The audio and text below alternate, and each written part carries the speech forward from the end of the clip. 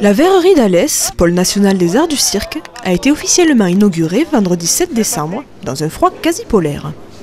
La fin des travaux de la tranche 2 de la verrerie d'Alès, donc qui a été réhabilitée par la ville d'Alès pour nous le mettre à disposition pour nos activités. Donc ça veut dire que maintenant qu'on a ce lieu, on pourra créer davantage de spectacles et dans de meilleures conditions.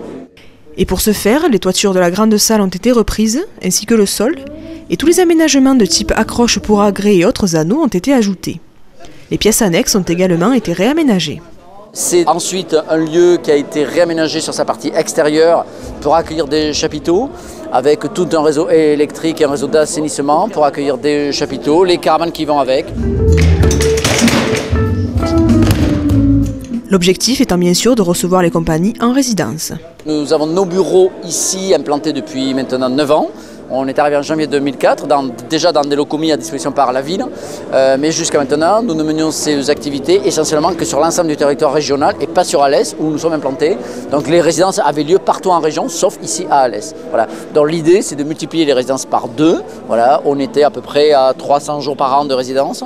On est en train de passer à 500 jours, dont au moins 250 sur Alès.